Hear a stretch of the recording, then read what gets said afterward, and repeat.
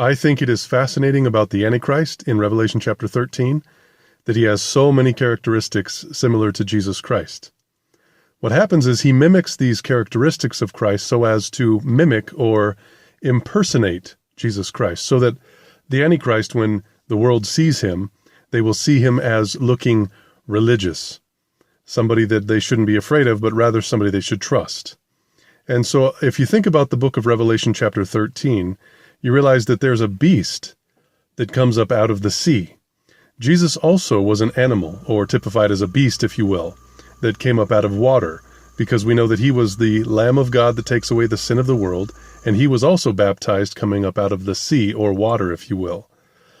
So the beast looked like the one before him because he had 7 heads and 10 horns. Well, Jesus also looks like the one before him because he, in John chapter 14, for example, said, "If you've seen me, you've seen the Father." So this beast in Revelation 13, he has horns. Well, Jesus also, typified as a lamb in Revelation chapter 5, verse 6, also had horns. The beast had crowns in Revelation chapter 13, verse 1. Well, in Revelation chapter 19 and verse 12, Jesus also has crowns, plural. Well, in Revelation 13, the beast has a name written on him. Jesus also, in Revelation 19, verse 16, has a name written on him, King of Kings and Lord of Lords, written on his vesture and on his thigh. Well, in Revelation 13, we know that the beast looks like a lion, a leopard, and a bear. Well, did you know that in Hosea chapter 13, verses 4 through 8, Jesus also looks like a lion, a leopard, and a bear? You can read it for yourself. It's absolutely amazing.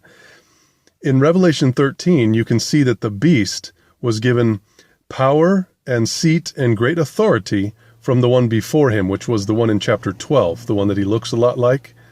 And so we know that Jesus also was given power, seat, and great authority from the one that he looked a lot like, which was the Father, of course. So they both also received a deadly wound. That deadly wound was healed in both of their circumstances. The deadly wound, for example, of the beast would have been what we consider death, burial, and resurrection. If a deadly wound is healed, then that's called resurrection. Well, we know that Jesus also was resurrected. All the world wandered after the beast. And we know that according to John chapter 12, verse 19, the Bible teaches that all the world wandered after Jesus as well.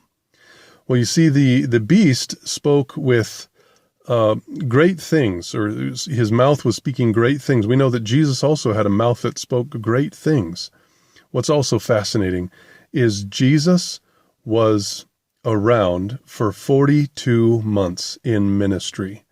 And do you know the enemy, or the Antichrist, was also around for 42 months, which is 1,260 days, or if you look at it this way, a time, times, and half a time, which is 3.5 years. That's the exact amount of time, in symbols, of course, that the beast ruled, but that Jesus was on the earth. So I think it's absolutely fascinating that the Antichrist looked so much like Jesus.